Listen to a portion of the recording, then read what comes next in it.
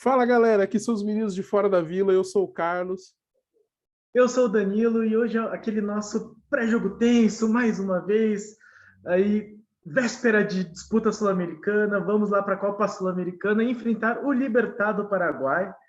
Time aí que, enfim, conseguiu se classificar na Sul-Americana, é uma coisa bastante difícil, né? Ele é um dos times que seguiu naquela fase de grupos da Sul-Americana, classifica só o primeiro. Estava no grupo do Atlético Goianiense, então é um time que, enfim, não conhecemos tanto, mas pode ser que apresente algum perigo.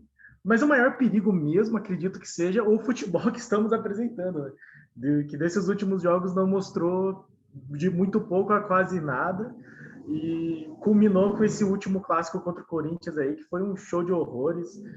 O Santos com sorte de ter saído com um empate da Vila Belmiro, desse Corinthians que não tem nada demais também.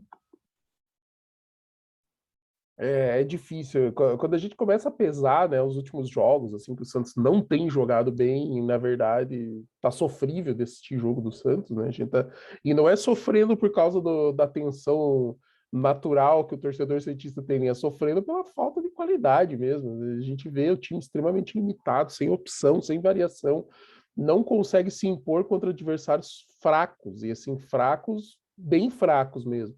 O Corinthians talvez seja o melhor de todos e está numa fase horrível, sabe? Tipo, é um time muito limitado, é um time que praticamente não tem opção e que no segundo tempo quase saiu com a vitória. Só não saiu com a vitória porque finalmente o VAR atuou em nosso favor e justíssimo os lances, corretíssimos, tanto do lance do impedimento quanto do lance do pênalti, cara. Principalmente o pênalti, cara, que o pênalti que lá não é pênalti em lugar nenhum, nunca foi, sabe?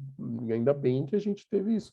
Mas falando do jogo aí contra o Libertad, vou passar as informações que o Globo Esporte divulgou aí sobre o Libertad.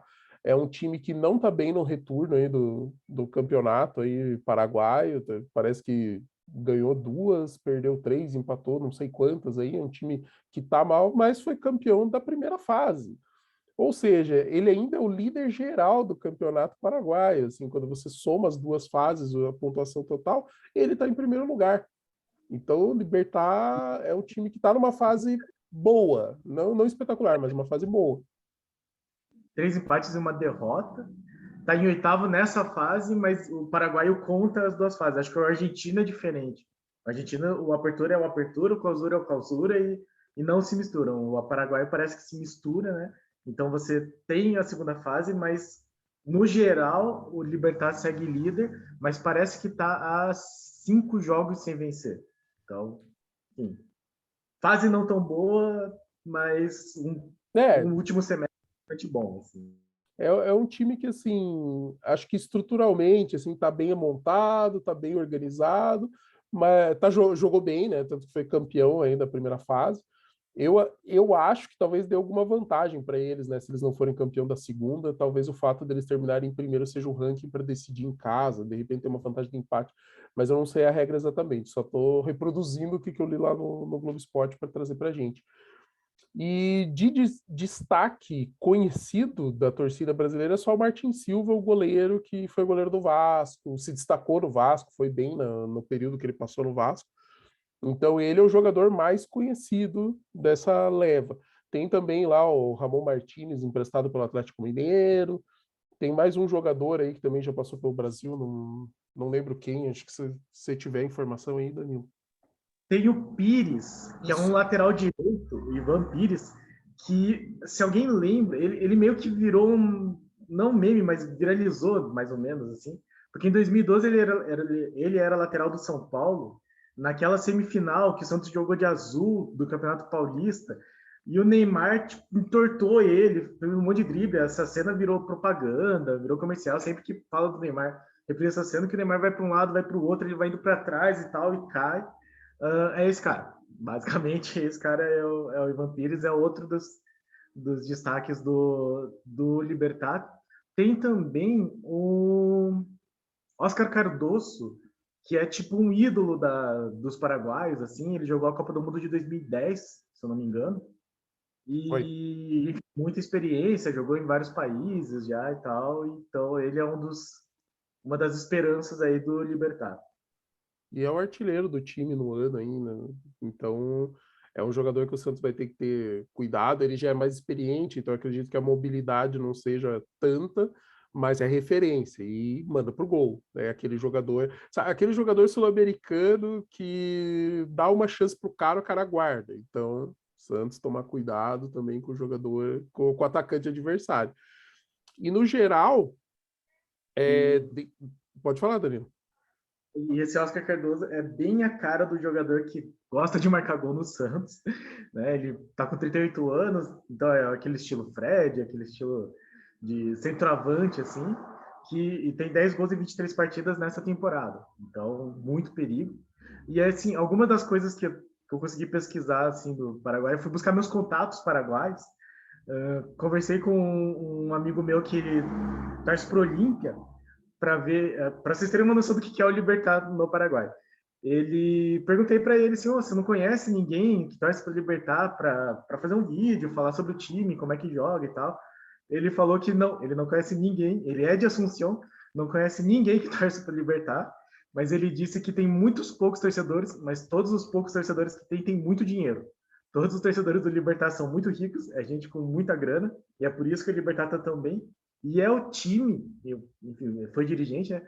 O do Horácio Cartes, que é um ex-presidente do Paraguai, daquele estilo padrão de presidente do Paraguai, assim, cheio de passados obscuros, situações meio estranhas, aquele flerte com o ilícito, assim, então é um cara que possivelmente também entra como fonte de dinheiro aí para o time, mas esse meu amigo torcedor do Olímpia falou que eles fazem o clássico branco e negro lá, então vai ser um time alvinegro para nós enfrentarmos, mas que é um time bom e que tem se mantido bem, assim, né? O Libertad jogou acho que as quartas de final da Libertadores contra o Palmeiras no ano passado e tem se mantido bem muito por causa disso, porque tanto os torcedores quanto os dirigentes são pessoas de muito dinheiro. É isso, galera. É mais um time para a gente tomar cuidado, é mais um time que a gente precisa respeitar, porque é um time que tem se mantido competitivo aí no cenário sul-americano, disputou já 2 semifinais aí de Sul-Americana, acho que 2013 e 2016, se não me engano. Então é um time que está galgando o seu espaço, é aquela coisa, né? A economia é mais limitada, o país é menor, o mercado é menor, porém, se você se mantém competitivo, uma hora funciona, uma hora acontece, né? Espero que não seja dessa vez. E que a gente possa fazer um bom jogo. Partindo para o lado do Santos, a gente tem, primeiro falar dos desfalques, né? Que a gente tem os desfalques básicos, né? O John ainda está no processo de cirurgia, o Bosz ainda não está de volta, a gente tem o Sandri fora, o Alisson fora, aqueles caras que a gente já sabe que estão fora mesmo, e a gente continua sem Marinho. Marinho teve algumas dores, ele sentiu algumas dores na coxa, foi fazer um tratamento com os médicos do Santos, e esse tratamento gerou uma contusão maior no Marinho. Criou um hematoma e aumentou o problema. Isso é o que está sendo noticiado pela imprensa. Disse que Diniz ficou bravíssimo com isso e que está sendo apurado e cogita-se até mudanças no departamento médico do Santos por conta disso. Eu entendo o papel do treinador no momento que o time está jogando mal e que a torcida está pressionando mais ele ficar bravo, ficar puto, porque tiraram a principal referência técnica desse time, o jogador que às vezes num lance pode fazer diferença, e ele está sendo cobrado como se o time tivesse inteiro jogando normal, né? Estivesse jogando bem, não mal como está jogando. Então eu super entendo esse posicionamento. Mas aí vai muito do que vai ser conversado dentro do departamento de futebol, por que aconteceu, qual que é a explicação, coisas que a gente não tem acesso. Muito provavelmente a gente só vai ficar sabendo que não deu em nada ou que alguém lá dentro vai ser demitido, né? É muito provável que seja só isso que a gente vai saber. Mas, no fim das contas, estamos sem Marinho para um jogo importante, mais um jogo importante sem o Marinho. Eu até entendo ele não ter jogado contra o Juazeirense e achei perfeito ele não ter jogado. O Santos tinha um resultado muito bom para não depender do Marinho estar em campo e ele estar em recuperação. Porém, já fez falta contra o Corinthians. Muito provavelmente agora vai fazer falta contra o Libertad, né? Porque quer queira, quer não, o ataque fica desequilibrado sem o Marinho na ponta ali, né? Porque daí ou vai Marcos Guilherme, que não joga tão bem, ou vai o Lucas Braga, que o negócio dele é outra ponta também. Sempre tem um porém, sabe, ali que não encaixa sem o Marinho. O Ângelo, esqueço de escalar o Ângelo, né? Vai ser só extrema necessidade ou em jogos em que ele não sinta problema de colocar o Ângelo e como vocês viram, o cara ainda tira ele quando a gente acha que ele podia desempenhar um pouco mais. Mas o principal desfalque para esse jogo é o Marinho. Então, teve um papo, assim, o Noronha falou no Resenha Santista, que ele ouviu do Esporte por Esporte, que foi uma acupuntura que o Marinho teria feito e que daí teria piorado a situação, e não se sabe se foi algo que foi dentro do Santos, se foi algo que foi fora do Santos, se ele fez por indicação do DM do Santos ou se ele fez por conta, e aí agravou a situação. A situação toda fica muito feia, né? Porque acabou vazando, então a gente fica meio assim sem. A diretoria já não sabe direito o que faz, e aí fica essa situação do Diniz parecer bravo com a diretoria culpar o DM, e o Marinho não joga e prejudica todo mundo. Então, assim, situação muito feia o que aconteceu, mas o fato é esse: o Marinho não só não volta, como não tem data para voltar, ninguém sabe direito quando ele volta. E aí a gente lembra que, para além desse jogo do Libertad, a gente tem uma sequência bastante complicada com Fortaleza, fora, viagem para o Paraguai para a volta do Libertad, Inter em casa, Atlético Paranaense em casa, e daí Flamengo fora, Atlético Paranaense jogo de volta. Então, muitos jogos complicados nesse agosto, sem a gente saber quando vai contar com o Marinho e com esse buraco aí na ponta direita que possivelmente, e aí vamos falar de escalação, vai ser coberto novamente pelo Marcos Guilherme, que nitidamente não rende tão bem na ponta direita e com o Lucas Braga não rendendo tão bem na ponta esquerda. Inclusive, eu não vejo o motivo pelo qual o Fernando Diniz não inverte os dois, sabe? Porque se o Marcos Guilherme joga bem pela esquerda, o Lucas Braga, pelo jogo dele de velocidade, ele pode colocar para o fundo e não tem problema, sabe? Vai para a linha de fundo, deixa ele, não precisa cortar para trás. Como é o jogo que a gente vê, né? Tem alguns termos, né, que chamado o cara é o extremo, né? Então o futebol português usa, né? São os extremos, que são os pontas, né? Os nossos pontas, e daí a gente chama de extremo invertido, que é o cara que joga na ponta, mas com o pé trocado, que é o caso do Marinho e do Lucas Braga. Só que a característica de futebol do Marinho é muito de cortar para chutar por causa do chute que ele tem. A do Lucas Braga, várias vezes, quando ele leva para o fundo pela esquerda, ele se dá bem ainda, sabe? Então, ele fez alguns gols, inclusive, fazendo isso. E eu não vejo motivo para o Lucas Braga não jogar na direita, sabe? Porque daí ele pode explorar a velocidade dele para ir para o fundo. E aí faz sentido você, de repente, pôr o Raniel, que é uma presença um pouco mais física na área, para finalizar, ou usar a velocidade do Marcos Leonardo mesmo, né? Porque daí você cruza para trás para o Marcos Leonardo chegar.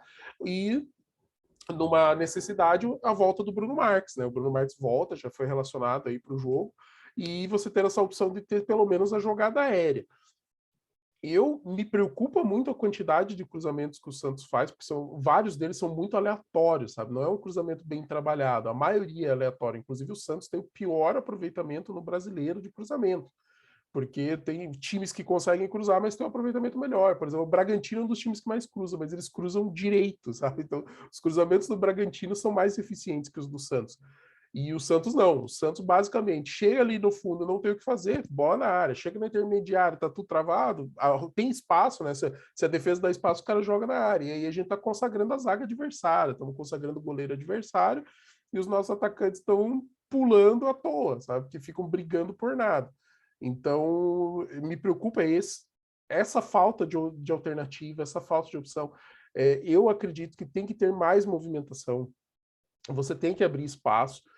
Tem uma coisa que o Sampaoli fazia muito bem, fez pelo Santos e fez pelo Atlético Mineiro. Para abrir as pontas, ele povoa o meio de campo. Então ele faz um jogo mais fechado no meio, assim, ele coloca os jogadores mais por dentro, tanto que lembra que os laterais jogavam pelo meio, né? Os laterais do Santos, tanto o Jorge quanto o Pará, eles fechavam mais para abrir o espaço da ponta, porque daí o jogador da ponta ele tem espaço para ir no mano a mano.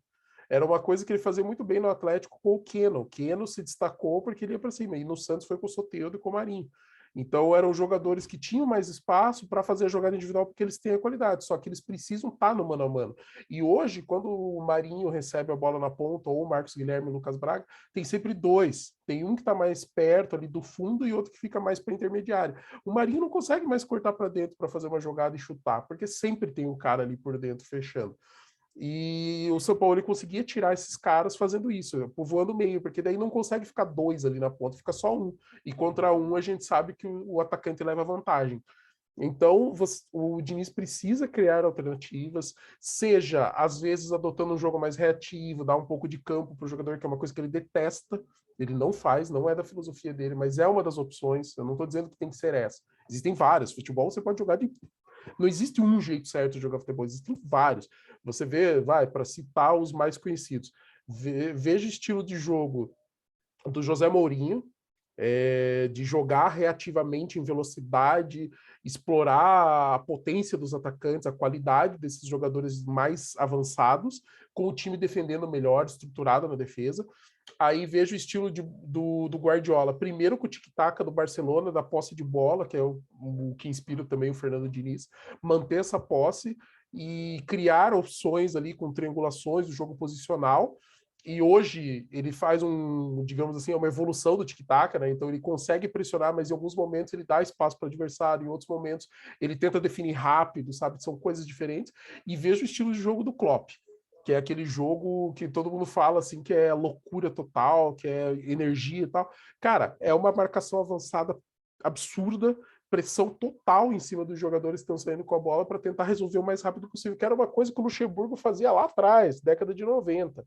É lógico que não na mesma intensidade, no mesmo estilo, mas ele sempre falou, ele tentava pressionar mais perto do gol adversário, recuperar a bola o mais rápido possível para tentar resolver o jogo ali, porque o jogador já está mais perto do gol para resolver o lance, que é uma coisa que o Klopp tenta fazer com as suas equipes. Então, existem muitos jeitos e o Diniz precisa achar. É lógico que eu não estou falando aqui que, nossa, a gente tem que ser o Chelsea do Mourinho, o City do Guardiola e o Liverpool do Klopp, ou o Dortmund do Klopp. Mas a gente tem que ser o Santos. Só que dentro do que a característica que o Diniz tem, ele tem que encontrar outras alternativas, senão ele não vai conseguir resultado, cara. Ele vai continuar sofrendo contra times menores que vão jogar retrancados. A gente vai perder os pontos que a gente já está perdendo contra essas equipes que deveriam ser a nossa obrigação. E aí, quando ele encontrar um adversário um pouco melhor, ele vai ter mais espaço. Porém, o adversário melhor também vai criar mais chances. A chance do cara fazer gol, porque tem jogadores mais técnicos e jogadas mais trabalhadas, é maior. E aí a gente toma aqueles erros de parar, Felipe Jonathan, às vezes do Luiz Felipe, que acontece contra os times pequenos e não acontece nada, contra um time maior a chance da gente se dar mal. Imagine a gente jogando contra o Flamengo e acontecendo um erro desse, cara. Você acha que aquele ataque super rápido vai perder essa chance? Não vai, cara. Sabe? Tipo, é outro nível de jogador. Então a gente tem que se preocupar nesse sentido. Temos que dar moral para o Fernando Diniz, afinal o Fernando Diniz é o nosso técnico. Ele conseguiu arrumar o time que estava. Lembrem-se de como estava o time quando Ariel Holland saiu. Lembrem-se disso. Tava uma desgraça, cara. O Marcelo Fernandes passou um pano, resolveu ali naquele momento, mas a partir do momento que entrou o Diniz, a gente viu uma evolução. Agora o time deu uma oscilada e a gente espera que o Diniz consiga pelo menos melhorar um pouquinho, sabe, assim, manter o time no nível que estava antes dessa oscilada, sabe, assim, que já estava, assim, a gente viu alguns lapsos de bom futebol do Santos, a gente viu alguns momentos que a gente falou, cara, se conseguir jogar assim vai ser bom, e é isso que a gente precisa para a sequência. É lógico que o importante que a gente está falando hoje é desse jogo contra o Libertad. Seria ótimo passar de fase na Sul-Americana, chegar numa semifinal, ganhar a premiação em dólar, bacana, tudo que a gente já falou anteriormente em outros vídeos. Mas a evolução do Santos, numa continuidade de trabalho, seja com o Diniz, seja para o próximo técnico que for vir, e pensando que esse ano é o ano de sofrer, e ano que vem talvez a gente tenha um ano um pouquinho mais tranquilo, que não vai ser tanto sofrimento assim, a gente precisa de uma evolução que seja maior do que só para esse jogo. Mas hoje, para esse jogo, é Diniz. Cara, acho opções. Eu sei que você está com pouco tempo para treinar, mas precisamos, porque senão a gente vai continuar sofrendo e o time não vai sair desse marasmo. Vamos dar um pouco de tempo, sejamos pacientes, mas podemos cobrar o time dele não estar jogando bem, porque realmente não está.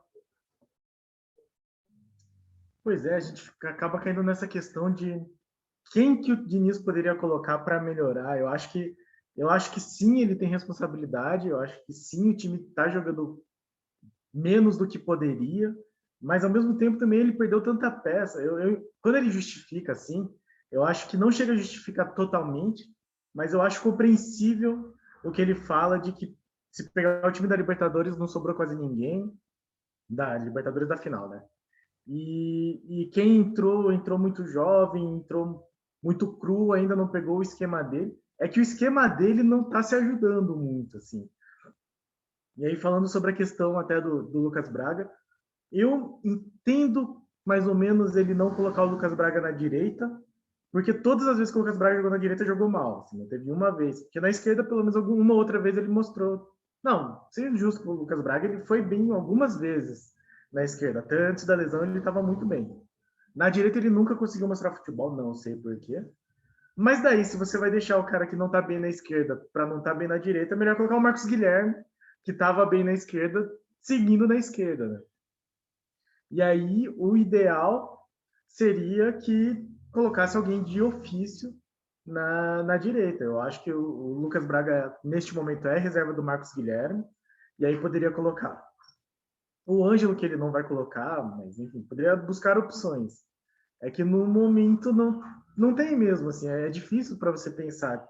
Mesmo que ele não coloque o Ângelo enfim, por N razões, e porque ele é jovem mesmo, e para não querer queimar, apesar de que o que ele fez com o Ângelo na Juazeirense foi muito perto disso. Mas se não coloca o Ângelo, coloca quem também? Né? O Santos não tá dando opções para o Diniz, então eu quase consigo entender. Assim, eu acho que ele pode mostrar mais variação, ele pode mostrar mais trabalho mesmo, mais coisa, mas o Santos também não está dando muita força para ele. Assim. Então, eu acho que a nossa grande questão nesse momento é: vamos ver se ele consegue seguir não sendo eliminado nas Copas que tem aí e ficar aí nesse meio de tabela, que eu imagino que é o suficiente para ele manter o cargo até o final do campeonato. E aí, pensando no que ele pode fazer na escalação, aí a gente volta a falar sobre esses problemas do Diniz em morrer abraçado com a ideia dele. Porque contra o Corinthians, o Felipe Jonathan não só foi titular, como seguiu titular até o final do jogo, seguiu em campo até o final do jogo, sendo que o Moraes já estava recuperado e já poderia ter jogado, e antes da lesão estava como titular e melhor que o Felipe Jonathan. E aí fica a questão, né? A gente ainda não sabe como que foi esse último treino do Santos antes do jogo de amanhã, mas então não tem assim uma previsão daquelas, sabe, do Lucas Mussetti, que sempre crava a escalação, a gente ainda não tem essa informação. E aí a gente cai nesse ambiente de suposições, podendo fazer aqui o nosso livre exercício da criatividade e pensar que ele deve ir com o mesmo time contra o Corinthians, né? Que seria João Paulo, Madison, Luiz Felipe, Kaique, Felipe Jonathan, Camacho, Giamota e Carlos Sanches, Lucas Braga na esquerda, Marcos Guilherme na direita e Marcos Leonardo de centroavante. Esse é o time titular contra o Corinthians e que também quase não mudou, porque o Diniz só usou 2 substituições das 5 que ele poderia. Quais seriam as mudanças que poderiam acontecer, por exemplo? Ele poderia colocar o Moraes no lugar do Felipe Jonathan, que eu já acho que seria um avanço. E aí aparece como opção na Gazeta Esportiva, por exemplo, a entrada do Pirani no lugar do Marcos Leonardo. E aí eu acho interessante porque o Giamota possivelmente, é que ele gosta de jogar o Giamota até para trás, assim, né? Tipo, mais volante que o Camacho. Mas eu acharia interessante para o Giamota avançar e ficar perto da área onde ele fica mais eficiente e, como nós já dissemos aqui várias vezes, eu quero o Giamota de falso 9. Ele vai fazer isso? Acho muito difícil, acho que não. Se tivesse que apostar, apostaria na mesma escalação contra o Corinthians. Mas nesse ambiente de imaginação que a gente pode ter do que poderia melhorar, isso talvez melhorasse o time. Assim. Então, ele poderia tentar. Resta ver como é que o Libertad vai entrar em campo, se ele vai ser um time que entra em campo e dá esse espaço. E se o Diniz consegue fazer alguma coisa diferente dos últimos jogos, né? Porque mesmo que ele reclame que não tem jogadores e que o elenco é fraco, e é mesmo, assim, é curto, se ele não tenta mexer, assim, se não coloca, por exemplo, o Lucas Braga na direita, por que não? Tentar fazer com que ele ajude o Maddison e o Maddison ajude ele nessa troca de passe em velocidade, né? Que tenha mais ultrapassagens, talvez funcionasse melhor. E aí o lado esquerdo com o Moraes tentando tabelar com o Marcos Guilherme, se são opções que o Diniz não está tentando. O Diniz tem o conceito dele do que é o melhor time do Santos agora e acabou. E é esse time que vai e seja o que o Diniz quiser. Eu vou endossar aqui o pedido do Danilo. Eu quero ver o Giamota de falso 9 com meio de campo aí com Camacho, Sanches e Pirani. Eu acho que funcionaria melhor, teria uma recomposição melhor defensiva, inclusive, porque o Giamota é um bom, assim, ele não é o marcador de ofício, mas ele é um cara que dá muito combate, ele rouba muita bola. Então ele é um jogador que vale a pena e valeria a pena para, sabe, de repente até compensar o Pirani, sabe? De repente, o Pirani, nas jogadas defensivas, ele fica um pouco mais à frente, o Jean Mota um pouquinho mais equado, e na transição ofensiva faz a movimentação contrária. Cara, tem muita opção que dá para fazer. Eu gosto dessa ideia, até pela necessidade hoje que a gente tem de não saber quem que é o substituto do Caio Jorge. E principalmente pela necessidade ofensiva do Santos. Talvez com essa movimentação diferente, a gente consiga criar uma opção para furar os bloqueios que a gente hoje não está conseguindo. Esse negócio de joga a bola para a área, tenta chegar e é muita jogada travada. Você vê que assim o Santos consegue 2, 3 por jogo, assim, jogadas mais trabalhadinhas no ataque, e o resto é tudo. Chega na linha de fundo, tenta cruzar. Chega lá, consegue escanteio, bola na área, sabe? Pô, cara, não dá. A menos que o jogo fosse preparado para isso, né? Que a gente tivesse um centroavante, de repente um segundo atacante também que fosse muito alto, bom de cabeça, que daí você cria opções, e daí o time criasse, tal, fosse trabalhado para isso. Ia ser horrível de ver, mas ia ser um jogo que pelo menos faria sentido. Hoje não faz. Então é melhor a gente criar essas opções. De qualquer forma, eu também tô com o Danilo, que é muito provável que a gente veja o time que começou contra o Corinthians. Talvez o Moraes entrar no lugar do Felipe Jonathan, mas acho pouco provável. Acho que vai muito é lógico, vai muito do treino, a gente não sabe qual foi o resultado desse treino, mas é uma das possibilidades, e a outra talvez entrar o Pirani, mas e aí, vai mexer no quê? Ele mexeria no Giamota de volta? Não sei, cara. Ou ele é só Pirani e Sanches também, né? Que é o que a gente tem visto, né? O Pirani só troca com o Sanches. Uma vez ou outra que ele faz alguma coisa diferente porque o jogo talvez esteja desenhado diferente, ele esteja precisando. Então não dá para saber. É mais provável que seja isso. Vamos sofrer mais um pouco de novo. Espero que a gente consiga ganhar esse jogo, fazer o resultado, que a gente consiga ir com uma vantagem boa. E espero que o Libertad dê um pouco de espaço, mas que também não complique muito para nossa defesa, que a gente consiga, sabe assim, esse jogo poderia ser aquele de lavar a alma, sabe? Pegou uma sequência ruim que o time não jogou nada, mas daí joga bem contra o Libertad, faz um resultado bacana para levar para o Paraguai e a gente, sabe, dá aquela acalmada de novo nos ânimos. Espero, de verdade, que seja isso que vai acontecer. Galera, boa sorte para nós, que a gente consiga isso, que tudo que eu tô falando como torcida aconteça de verdade e que o Santos possa sair com um bom resultado. Pois é, eu até pensei nisso, assim, podia jogar, tipo, tão bem quanto jogou contra o Independiente no primeiro jogo, assim, mas daí eu penso, pô, mas naquele jogo tinha Caio Jorge, né? Foi ele que marcou o gol, a gente já não tem mais Caio Jorge.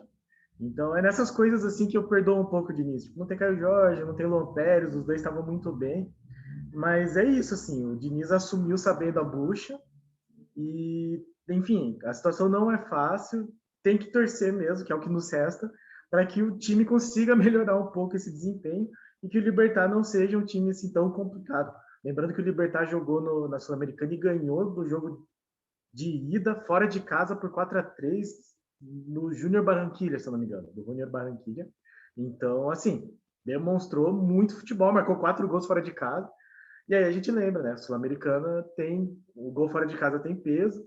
Então vamos torcer aí para pelo menos, sei lá, um jogo em que o Santos não tome gol já seria bastante bom, né? Lembrando de Inclusive, novo. eles perderam em casa depois por 1-0, mas por causa dos 4 gols fora, eles levaram. Pois é, então, Santos que abre o olho aí para não tomar gols em casa, para ver se fora de casa pelo menos eles saem, se abrem e tal. Mas enfim, 4-3, né? Até dá, né? E, bom, jogo da Sul-Americana, quinta-feira, 9h30 da noite, aquele horário firmeza, na Comebol TV, a TV que ninguém vê, então, assim, corra atrás da sua opção favorita aí para conseguir assistir o jogo.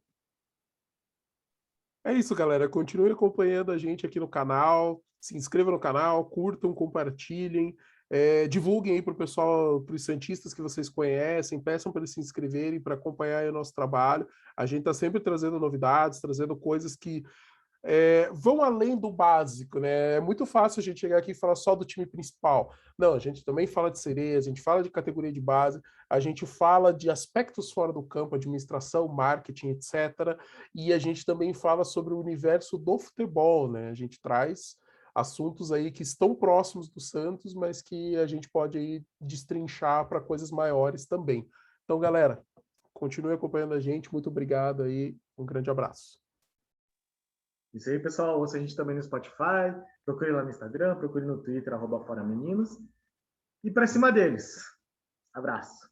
Tchau, tchau.